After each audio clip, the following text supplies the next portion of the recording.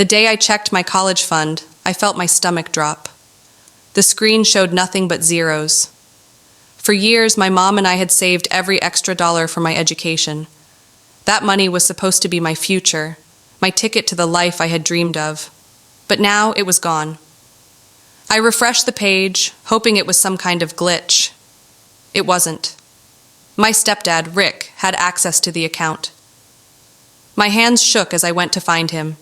He was in the living room, lounging on the couch with the TV remote in one hand and his phone in the other, looking as relaxed as ever.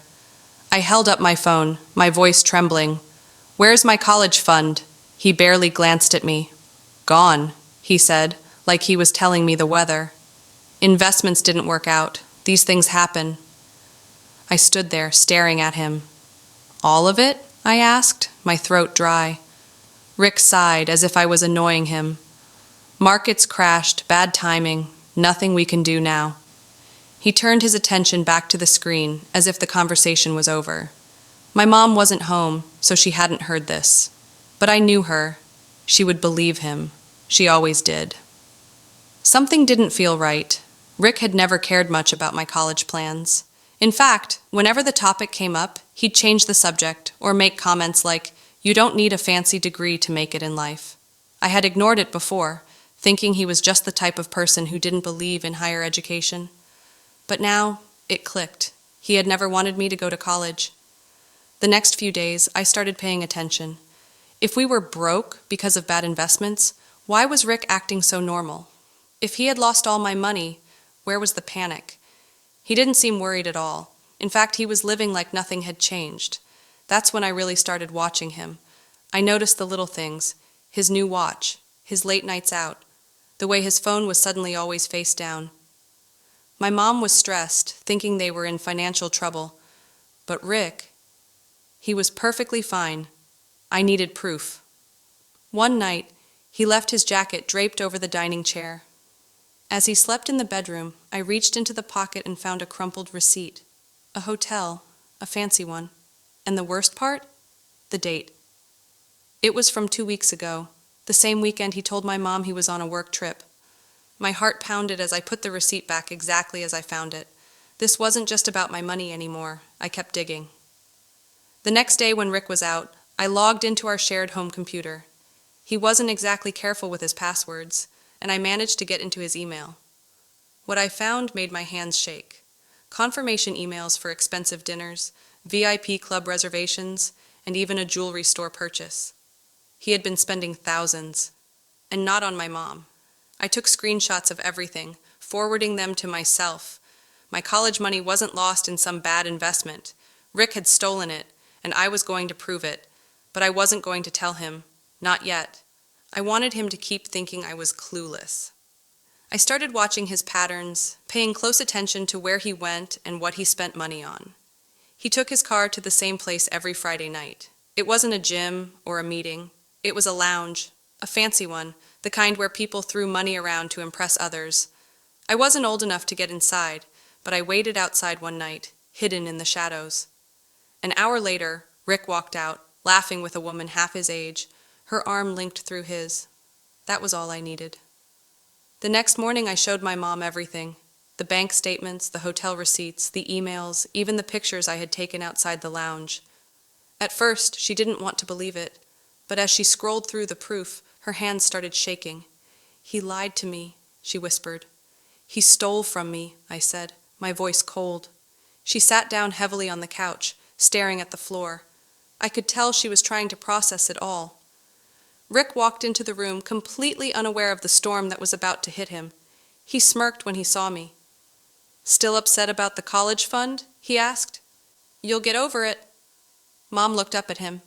"You spent it." Her voice was quiet but deadly. Rick's smirk faltered. "What?" She threw the receipts at him. "Hotels? Jewelry? Clubs? You stole from Harper and lied to me." Rick's face turned red. He looked at me, then back at my mom. "This is ridiculous," he scoffed. "You're going through my stuff now?" "Answer the question," I said, my voice steady. "Where's my money, Rick?" For the first time, he looked nervous. "It's not what you think," he tried to say. But he was caught. Mom didn't give him a chance to weasel his way out. She grabbed her phone and called the bank, reporting unauthorized transfers. Then, she called a lawyer. The next few days were chaos. Rick shouted, begged, threatened, but it didn't matter. My mom froze their joint accounts, filed for divorce, and kicked him out. He had stolen my future, but I wasn't going to let him win. I contacted my school's financial aid office, and with my mom's help, I applied for every scholarship I could find. I worked extra hours, saved every dollar I could, and a few months later, I got a letter in the mail. A scholarship, a big one. Enough to replace what he had taken from me. The day I moved into my college dorm, Rick was living in a cheap motel. His new girlfriend had dumped him the second his money ran out. My mom was finally free of him, rebuilding her life. And me? I had made it.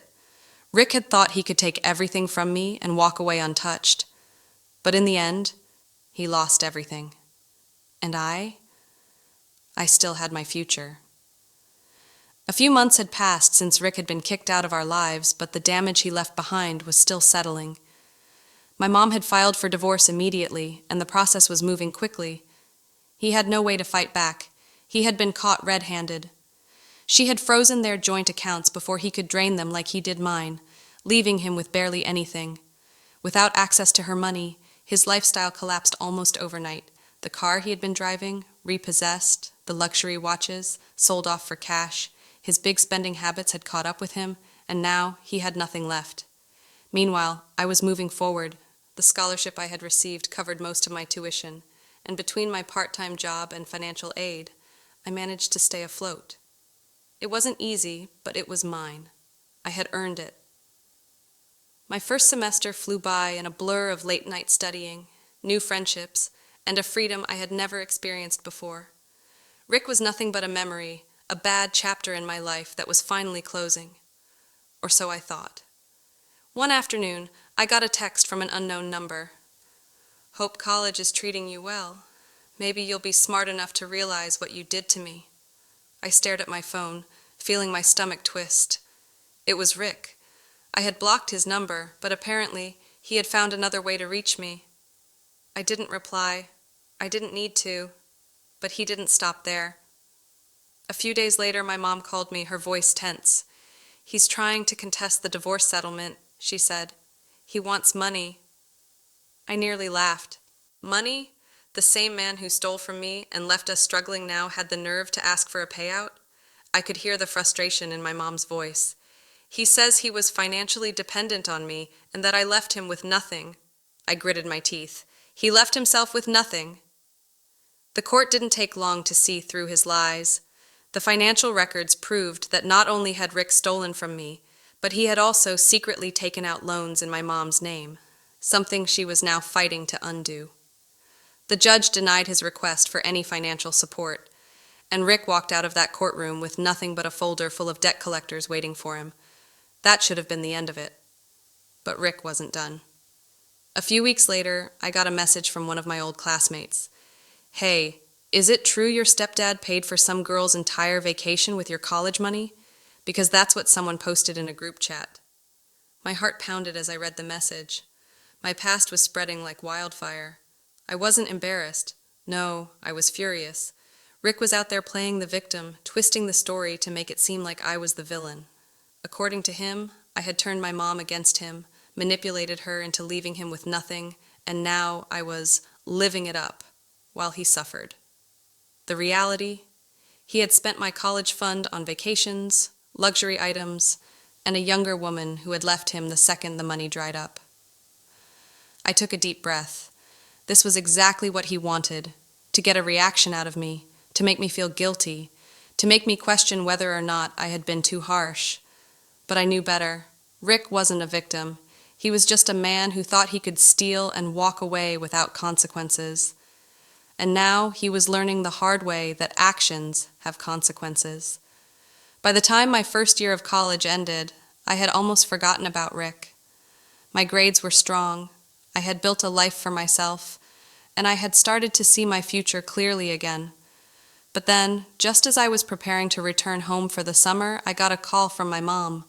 She sounded amused. "You won't believe where I saw Rick today," she said, a smile in her voice. I sat up. "Where?" She let out a small laugh. "Working at the gas station down the street." For a second, I thought she was joking. But then I realized Rick had burned every bridge he had. He had no career to fall back on, no savings, no friends willing to help him out. His big dreams of being some kind of high roller had crashed, and now he was stuck working minimum wage, scraping by while the people he had betrayed moved forward. I didn't feel bad for him, not even a little. He had stolen my future, and in doing so, he had destroyed his own. That summer, I returned home feeling lighter than I had in years. The weight of Rick's betrayal no longer pressed on my shoulders, and for the first time in a long while, our house felt like a home again. My mom was happier. She had started reconnecting with old friends, redecorating the house, and rebuilding the life she had put on hold for Rick. The divorce was finalized, and with it, every last tie to him was cut. He had fought hard to get something out of her, but in the end, he walked away with nothing but his own bad choices. I avoided the gas station where he worked for weeks. It wasn't out of fear. I just had no interest in seeing him. But one day, I had no choice. My car was running on fumes, and it was the only place nearby. I pulled in, my heart beating a little faster as I stepped out of the car. I didn't know if he'd be working that day, but a part of me was prepared for the possibility. I grabbed the gas pump, trying to keep my focus on the numbers climbing on the screen. But then, out of the corner of my eye, I saw him. Rick. He was behind the counter inside, staring blankly at the register. He looked different. The expensive clothes, the smug grin, the arrogance, it was all gone. He looked tired, older, like life had hit him hard. Maybe it had. For a brief second, his eyes met mine through the glass. His expression flickered. Shock, embarrassment, maybe even a bit of anger. I held his gaze, unbothered. He was nothing to me now. I finished pumping my gas and walked inside to grab a drink. I wasn't going to avoid him. He had taken enough from me. He didn't get to take my confidence, too. As I approached the counter, he shifted uncomfortably, clearly unsure of how to act. The silence stretched between us, thick and heavy. I placed my drink on the counter, waiting. He hesitated, then scanned it, his hands fidgeting slightly. The total popped up on the screen. I pulled out my card and paid. Still, he said nothing. I took my drink, and just as I turned to leave, I paused. I glanced at him one last time, taking in the man who had once held so much control over my life. Now he was just small. With a slight smile, I said the two words I knew would sting the most. "Take care." I walked out without another glance. That was the last time I ever saw Rick. By the end of the summer, I had saved up enough money to move into an apartment closer to campus. My mom was doing better than ever, and we both knew that we had come out of this stronger. Rick had tried to steal my future, but in the end, all he did was destroy his own. And as for me, I was just getting started. The next semester felt different. There was no more weight of the past holding me down, no more resentment eating at me. I had finally closed the chapter on Rick, and with that, my focus was fully on the future I was building for myself. College wasn't easy. I worked extra shifts, balanced classes, and applied for every opportunity that came my way. But every struggle, every late night, every exhausted morning was worth it, because I was standing on my own. No one could take that from me. One day, I got a message from an unknown number. For a split second, I thought it might be Rick again, trying to crawl back into my life. But when I opened it, I was surprised. "Hey, Harper, you probably don't remember me, but my name is Amber. I think we need to talk." I frowned. The name sounded familiar, but I couldn't place it. "About what?" I texted back. Her response came almost immediately. "Rick." That was enough to make my heart race. I hesitated before replying. "What about him?" She sent another message, this time a long one. I was with him. I didn't know about you, about the college fund or anything. He told me you were some spoiled brat who was trying to ruin his life, but I found out the truth, and now he's trying to pull the same thing with someone else. I felt my stomach drop. Of course he was. Rick was a parasite. He had always latched on to people, used them for whatever he could get, and moved on when they had nothing left to give. He had done it to my mom, to me, and apparently to this Amber girl. I didn't reply right away. I wasn't sure if I wanted to get involved. Rick was no longer my problem, but something about her message stuck with me. I finally texted back, "Who's he with now?" Amber's next message was a name I didn't recognize. Some woman in her early 40s, single mom, had a stable job and, just like my mom, probably thought she had found someone who cared about her. "He's telling her the same lies he told my mom," Amber wrote. "That he's good with money, that he'll take care of everything, but I've seen his texts. He's already talking about handling her finances." My fists clenched. He hadn't changed. He wasn't sorry. He hadn't learned a single thing. And now he was about to do it again.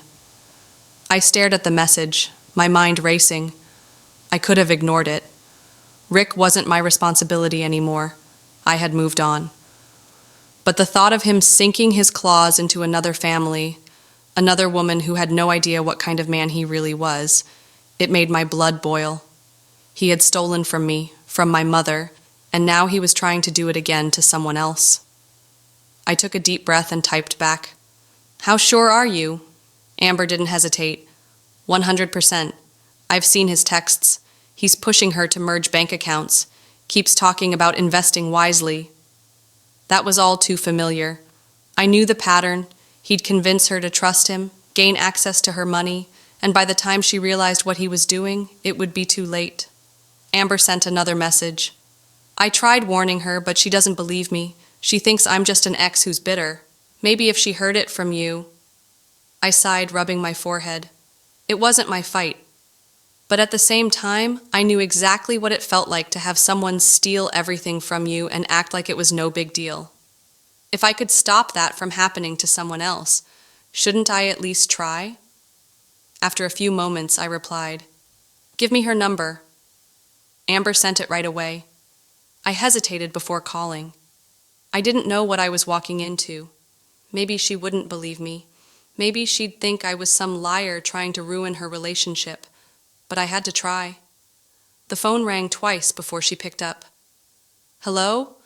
A woman's voice answered, cautious. "Hi," I said, my voice steady. "Is this Laura?" "Yes, who's this?"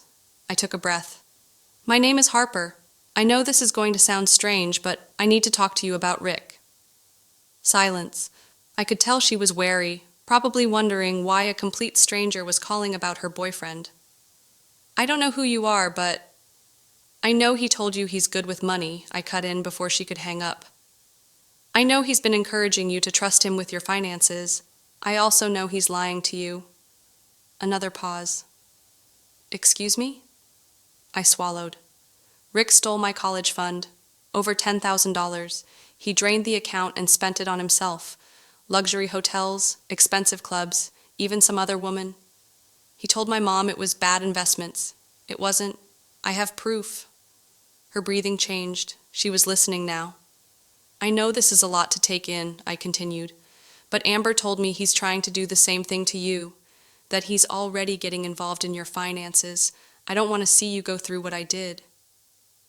A long silence. I held my breath, waiting. Then she exhaled sharply. "I need to call you back." She hung up before I could say anything else. I wasn't sure if I had gotten through to her. Maybe she would run straight to Rick and tell him everything. Maybe he would spin some story about crazy exes trying to ruin his life. Or maybe, just maybe, she would listen. An hour later, I got a text. "Thank you." That was it. Just 2 words. But I knew what they meant. Rick had lost again. A week later, I got another message from Laura. This time it wasn't just 2 words. "You were right. About everything." She told me she had confronted Rick that night after we spoke. At first he had laughed, called me a liar, said I was just a bitter kid who couldn't move on. But when she started pressing for details, asking where his money really came from, why he was so interested in her finances. His patience cracked. He got angry, defensive, and just like that, she saw it. The same pattern, the same manipulation. "I told him to get out of my house," she wrote. "He tried to make me feel guilty, but I didn't fall for it. I froze my accounts just in case." Smart. She had learned faster than my mom had.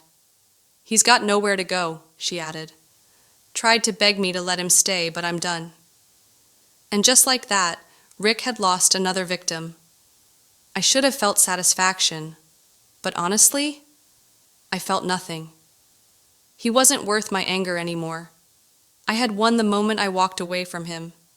Everything he tried to take from me, I had rebuilt, and now I had stopped him from ruining someone else's life too. Through mutual friends, I heard bits and pieces of what happened next. Rick burned through what little money he had left, bouncing from couch to couch. His name became a joke in town. Everyone knew what he had done. The kind of man who thought he was smarter than everyone else, only to end up with nothing. A few months later, I heard he had moved out of state, chasing another fresh start. But I knew how that story would end. Rick wasn't the type to change.